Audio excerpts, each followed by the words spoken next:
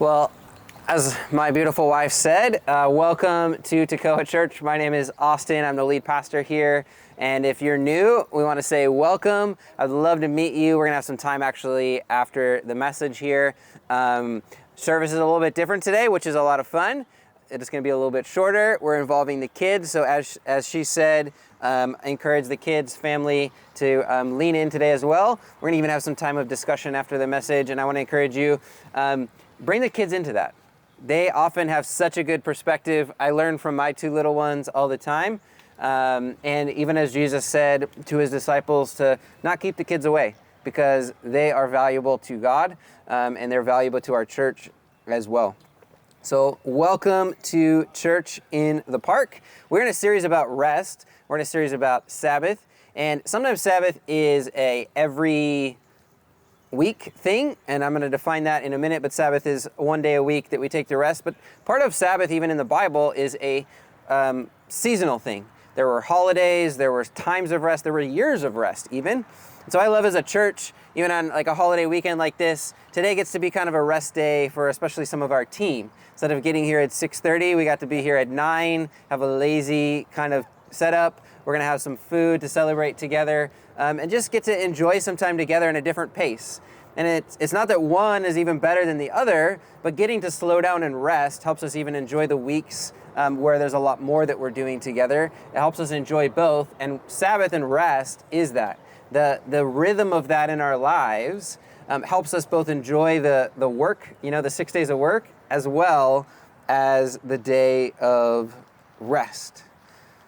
And today we are talking about Sabbath, and it's so important to rest, right? I know there are different kinds of rest. Rest is good, even different kinds of rest are good, and we gotta love being in the park and all the distractions, all the things that get to contribute to our service here today.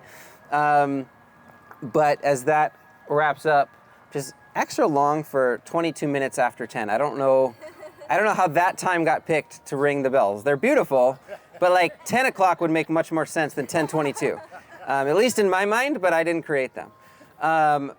But rest is good. I don't know if you've ever been, out camping. If you've ever been backpacking, right, where you're like a crazy person, where you carry your tent and your food and your supplies all on your back, and you're like hiking up the mountains all day. And you finally get to the campsite and you struggle to cook like, a can of food, and you finally get to the tent, and you're like, you just collapse in rest. Doesn't matter that there's a rock over here and a hole under that other part of your body, and like a stick that somehow like you cleaned out all the sticks, but there's still a stick there. But you just collapse in rest, right? It might not be the best, but you're just so tired you need to rest.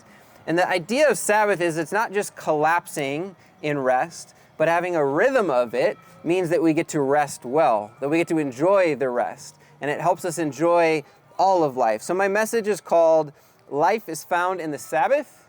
Life is found in the Sabbath. If you're, trying to take notes, if you're a child, there might be, something right there for you. Life is found in the Sabbath this morning. So let me define it. I mentioned it earlier, but Sabbath is 24 hours of rest once a week. So a day of rest every 7 days, once a week, that we have in our schedule. And as we talked about last week, it should be a guardrail in our life that we protect and protects us. It's something that we, are not legalistic about, but that we're very intentional about not crossing over the line of and keeping that day of rest. Because as we start to move the guardrails, we start to move the line, all of a sudden it's really easy to go over the cliff and life to, just not end well, or our lives to kind of fall apart.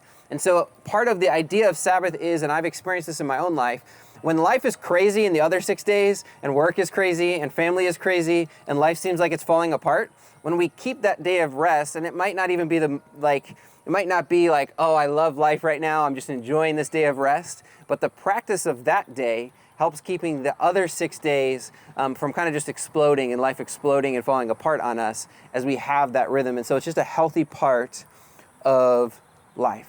And so just to define it, what is a Sabbath activity? Like, what do you do then on that day of rest?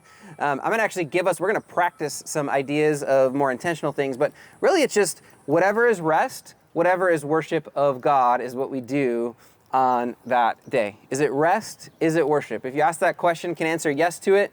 And it might look very different for you. What is rest for you might be very different than me. Right? Like I might even like build something. I like doing carpentry with my hands. But like if you work as a carpenter all week, that is not a rest activity on your day of rest. But it might be for me. Somebody else might go hiking. I might do that to support my wife. But it's not like climbing up the hill is not an idea of rest. For me, it might be for you, right? So it's what is rest? What is worship for you? And, yesterday, right, we went to the beach. I invited some of our church to the beach to just rest together, just enjoy God's creation. That was worship, getting to enjoy his creation. It was rest. I literally took a nap there on the beach because, I'm resting, right? It's good. And it makes us confident. It makes us content. We could always do more in work. Most of us, we could always do more either for our family or more for our work. Even for me, one of the things I've learned is I have to be done with my sermon before I take my Sabbath. Because otherwise it's on my mind all Sabbath. And it's so good for me to be like, you know what? I could make it better, right? Some of you are nodding that I could make my sermon better. Like, no, no. I mean, I could, yes? But save that. Your pastor's sermons are amazing, always. No, but right, like I could always make it better. The best preacher in the world could always make it better. But there's a certain point where I have to trust I did my part. I put in the work that God called me to put in. And the Holy Spirit's going to take the rest and do in you anyways what you need to hear, and in your heart what you need to hear. And I need to trust that. But if I don't do my part in the first 6 days of the week, then I don't get to rest well on the last day because I'm still thinking of, I got to make it better. Not just I have to make it better, like I got to make it good enough. Like I'm not ready. I'm still thinking about it. And so for us as well, for you, I don't know what your job is, but it's, hey, I did enough in those other days. I'm going to take a day of rest. The email can wait. The house project can wait. Your kids, right, spend time with them. But like the things you got to do, it can wait. So we're going to be in Ezekiel, Old Testament today. One more time. We'll be in the New Testament next week looking at Sabbath. But Ezekiel chapter 20 this morning. I'm going to keep it short, just a couple verses today. It says in verse 11, "There I gave them my decrees and regulations so they could find life by keeping them. And I gave them my Sabbath days of rest as a sign between them and me. It was to remind them that I am the Lord who had set them apart to be holy." So my first point this morning is God gave us Sabbath. God gave Sabbath to us to find life in the practice of keeping it. To find life in the practice of keeping it. God's got life for you. That's this whole series is about what God has good for you, life he has for you, but we got to step back and take the rest for us to find the life. And this is just reality, right? We too much and we just start to get worn out. And Sabbath is supposed to keep us healthy. And I remember, I worked in LA and I worked in this job where we would trade off being on call. Like every 2-3 months, we would take a week. And so it would rotate. And we would be on call for restaurants whose dishwashers broke. And it would be an emergency for some of the restaurants that their dishwasher broke. It didn't matter if it was, it didn't matter. If it was Friday night at 11 o'clock, they might be really busy. They might need it. Some of them thought it was an emergency and they had four plates to wash. And I was like, there's a sink right there. This is not an emergency. It can wait till Monday. Other of them had like 4,000 plates to wash. And I was like, I get it. It's an emergency. You need these clean, right? But because we would cover for that week the whole office and the whole area of all of LA, which is huge, right? I would work 70, 80 hours in that week. And not just like working, but like physical hard labor for that week. On top of that, driving around in LA traffic, it just made it worse.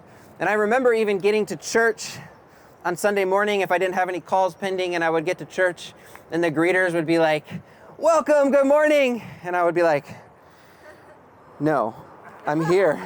This is not a good morning. I don't know how, if you're having a good morning, good for you, but like, can you tone it down? I'm just like struggling to be here." Because I had no rest in my life. Then I would get a call in the middle of service and I would have to leave. And then I would have to go through LA traffic.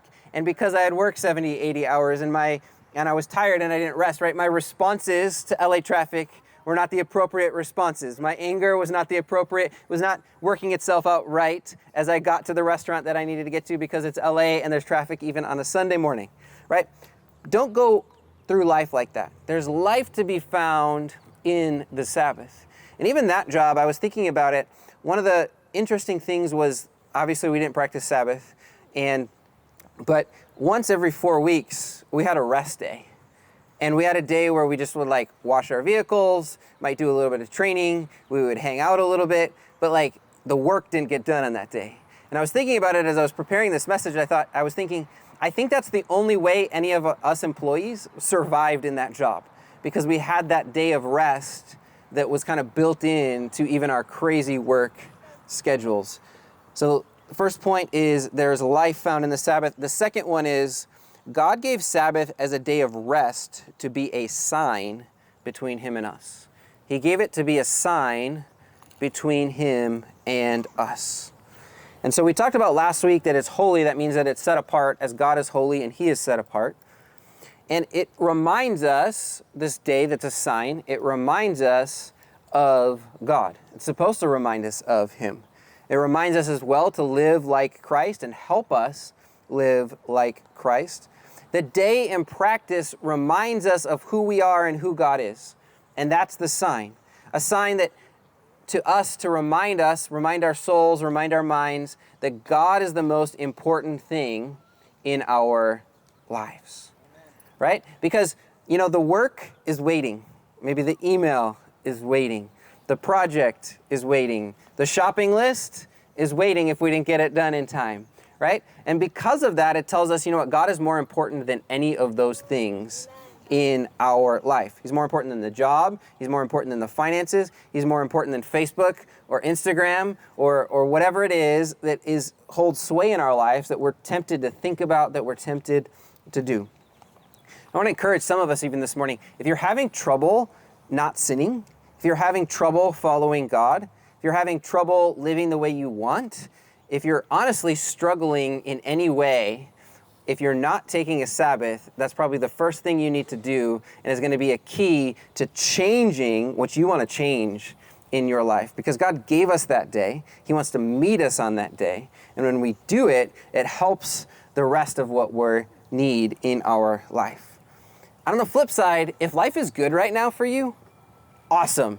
I want to celebrate with you. And if life is good with you, then Sabbath is the day that you get to enjoy life the most. It's supposed to be an enjoyment of life. And we find that life in practicing the Sabbath, right? Like we went to the beach to enjoy life. My wife and I and our kids, right? Like that's the day we try to go get a pastry in the morning for breakfast, or we eat ice cream together at night, or, we do things to enjoy life. And if life is already good, that just helps us enjoy life even more. It's supposed to enjoy what life is. I'm going to read 3 more verses. In verse 19, he says, I am the Lord your God. I told them, follow my decrees, pay attention to my regulations, and keep my Sabbath days holy, for they are a sign to remind you that I am the Lord your God. But their children, too, rebelled against me. They refused to keep my decrees and follow my regulations, even though obedience would have given them life. So my final point this morning is obedience leads to life. Obedience leads to life. And the sad part about these verses are that obedience of the Israelites would have led to life, but instead they rebelled against God, and so they didn't find life. So are you complaining right now about not having and enjoying life? Are you rebelling against God? Are you keeping then the Sabbath? If you're complaining about not enjoying life, is maybe part of it because you're not following what God had for you in the first place. You're running around, life's falling apart, you're screaming, where are you, God? Like, where are you in the middle of this? Where I have questions, I have needs, and God's saying, just stop. I told you all through the pages of the Bible where to find me. I'm here on the Sabbath. If you're not stopping, you're not going to hear me because you're so busy running around. You can't see that I'm right in front of you. You can't hear that I want to say something to you right now. So obedience leads to life, and it starts with being obedient to the Sabbath. Those are my 3 points this morning, and we're going to get to live this out in a minute. But God gave Sabbath to us to find life in the practice of keeping it. God gave Sabbath as a day of rest to be a sign between him and us, and obedience leads to life. So true rest is found in God. So some of us, I don't know where you're at on your faith journey. And I think wherever you're at, as we take steps of faith, that helps us draw closer to God. And as we take those steps of faith, as we take and just develop a little bit better practice of Sabbath, a little bit better practice of rest and what that is for us, that brings more life into us. If you're at the beginning of that journey and you've never put your trust in God, that's the first step that all of us need to take. To realize that, you know what? We need God. We can't rest on our own. The things we're looking for in life, we can't find on our own. The Bible says, messed up. We've all sinned. We've all done things against God. And the only way for us to be in restored relationship with God, which is how we find true rest, is through Jesus, who died for us. He was perfect where we couldn't be perfect. He offered his life for us. And he says, if we believe in him and what he did, his death and resurrection, choose to follow him, then we can find life, we can find rest for both this life and eternity in God. So I'm going to invite us to pray together this morning, if you want to bow your heads. And I'm going to just start. If anybody hasn't done that, if they haven't trusted God with their life, I'm going to give you that opportunity right now. Eternity is waiting for us with relationship with God if we trust in him, if we accept the gift of Jesus. Rest, hope, life for us right now is found if we accept what he has done for us. So if that's you this morning, I just invite you, pray with me. Jesus, I believe that I have sinned, that I've messed up. Jesus, I believe that you were perfect. I believe that you died for me and rose again. Jesus, I choose to follow you. And God, I pray for all of us right now that you would bring rest for our church, that you would bring rest for all those hearing this message right now into their lives, wherever they're at in the busyness of life, in the enjoyment of life, in the struggle of life, in the amazing things that are going on in their life, whatever it looks like, that they would find rest as they look to you.